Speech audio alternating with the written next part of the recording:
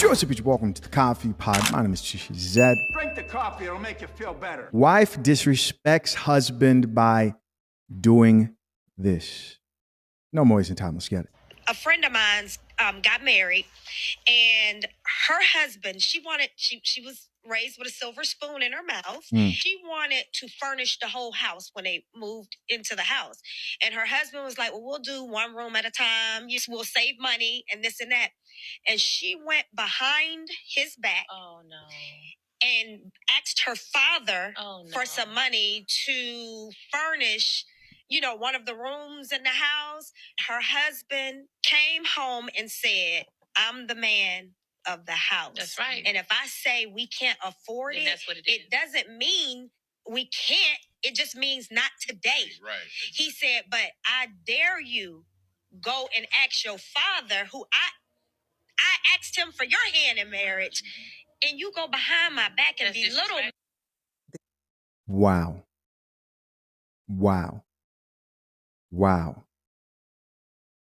This is exactly why you cannot listen to Black women of a certain generation's dating or relationship advice.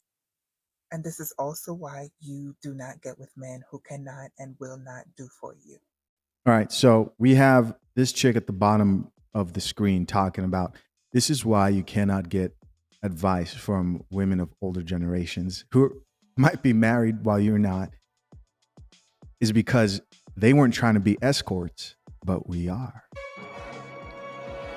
That's what this means. So you guys heard the story for yourself. Imagine you ask for a woman's hand in marriage. You do things a respectful way.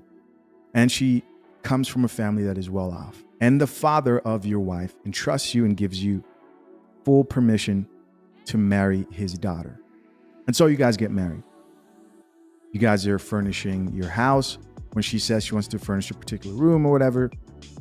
And you tell her, you know what, let's hold off, not right now. We're going to revisit the budget and take care of that, not now, but later. Chisha, how do you know he was going to take care of it later? Do you really think that there was going to be an empty room with nothing in it and that was his plan? Of course not. This is a situation where he was saying, not now, let's wait. And she couldn't wait and went behind his back to talk to her father. Why is that act that woman displayed extremely disrespectful to her husband? Well, number one, because if he entered that relationship with the understanding that you two had the shared value that he was the head of that household, and yes, he would take your thoughts, opinions into strong consideration and would treat you with love and respect. But ultimately, in order for things to function smoothly, where people get things done, there's a hierarchy to things, right? There's no partnership. Let's say from his understanding, you two shared that value, right? There's that. For you to go outside of that, first of all, you're creating dysfunction by being against your husband's final decision. Second of all, you are also disrespecting your husband by basically telling your dad, based on your actions, that he is not able to provide for you, or even worse, make you feel safe and comfortable financially. The chicks today don't realize this, which is why the marriageable demographic is estimated to be the most single that it's ever will be in the future. But the chicks today don't realize this. They think like this. You heard what this woman said in this video. The one at the bottom, she said, this is why you don't marry a man who can't do for you. Who says he couldn't do? He just didn't believe that that was the right way to move financially in that moment. Let's keep listening. Especially if they know that you are spoiled or well taken care of by other people. Men are very jealous, and if they know you're well taken care of by other people, and if they know you have a certain standard of living, instead of rising to meet you where you're at, they will bring you down and have you sitting on the floor with no furniture in your house just to make themselves feel better, just to make themselves feel like a man.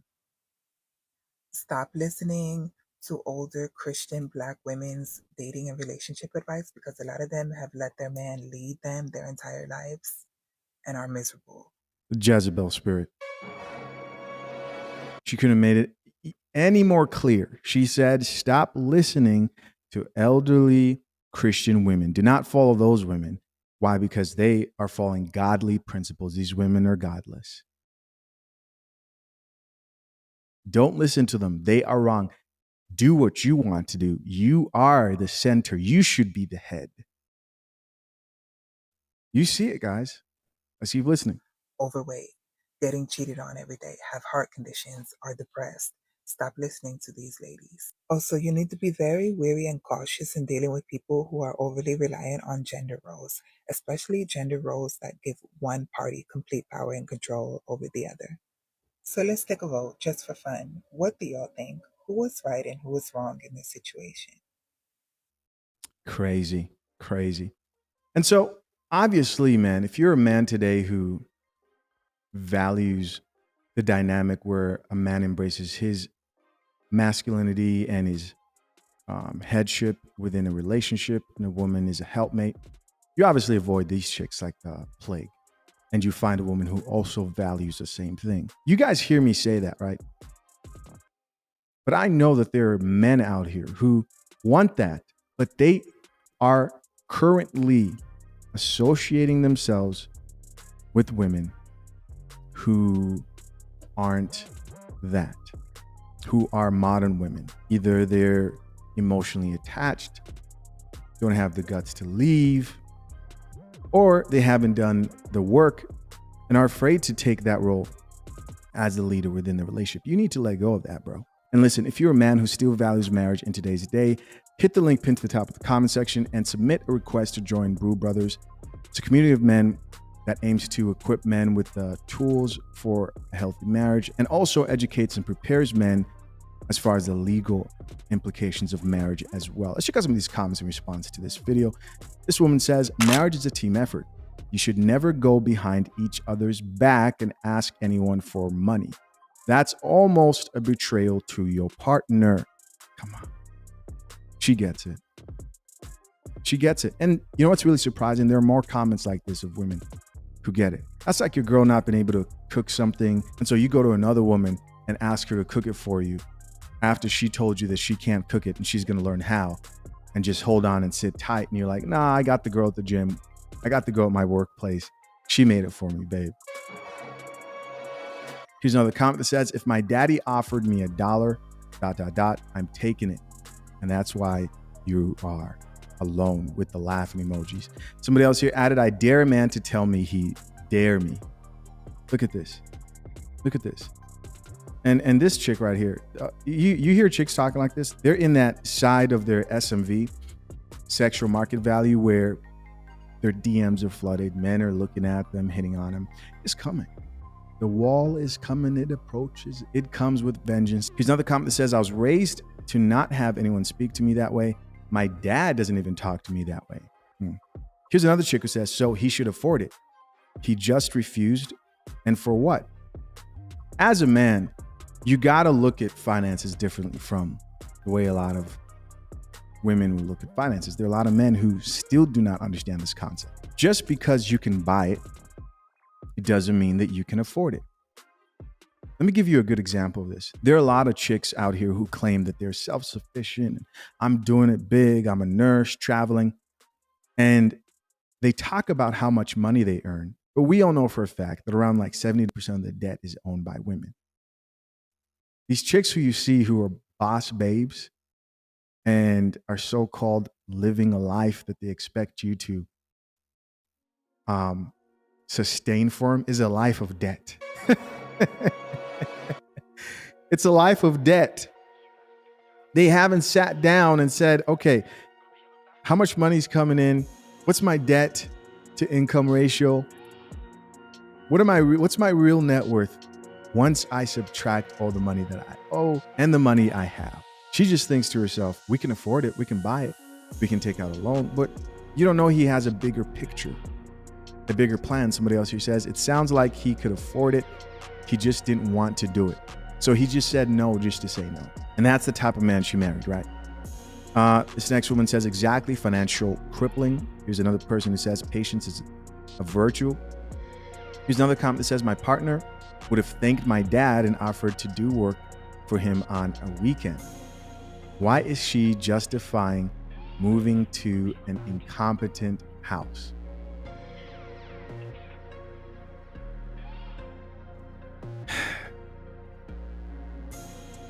You know, the lady in the video talked about how women should stay away from listening to elder women, especially Christian elder women who aim to follow God, right? And I get it. I understand why she would say that, because the Bible is clear on a lot of these topics. It talks about how when a woman gets married to a man, she will leave his household and will be joined with that man, and she's no longer a part of that household. People who understand that you can't just go and borrow. You're done. You're creating a whole new thing. There's structure, there's order, right? There's a reason things are set up this way. You don't have Instagram and put a place in your Cash App in your bio when you're married, or can just go behind your husband's back and ask for this. You leave a lot of these modern chicks to their own demise.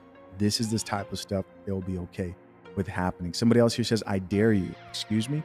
Here's another person who says he tried to humble her, and this other person responded and says, yes. I think he was just highly disrespected. That is a highly disrespectful gesture, and maybe she didn't know better. Somebody else here added, why is he teaching me a lesson as if he my father and not my partner? Because that is part of marriage and relationship. These women are so lost. You want a husband, you want a wife who teaches you things about yourself. That is part of a relationship. You learn things about yourself, some of them good, some of them bad. But get this. Women who are hypergamous by nature, right? They want a man who's stronger, bigger, can afford more. That's what this conversation is about. Get you a man who can pay for all the bills, who, when you ask to remodel a room, isn't going to try to approach it from a financially responsible place. So you want this man who's competent enough to support you and pay your bills, but you don't want that man to be able to teach you anything.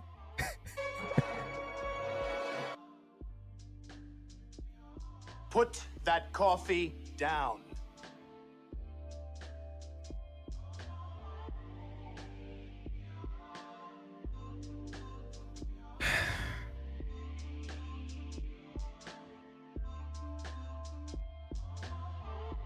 I am still amazed at the lack of coffee coming out of these chicks. Somebody else who says it sounded like he wanted to budget and eventually would furnish the house. I don't know. It's up for interpretation. That's what it does sound like, Teresa. Shout out to Teresa, man. Somebody else who says, this is a woman, a wife. She says, I'm going with what my husband says. 80 likes. Shout out to this woman. Then here comes a response. That's good for you, but some women don't like being slaves. Listen, as always, I appreciate you for checking out yet another episode of The Coffee Pot. I'm curious to know what you think. Leave your comments and thoughts down below. Till next time, I'm out. Peace.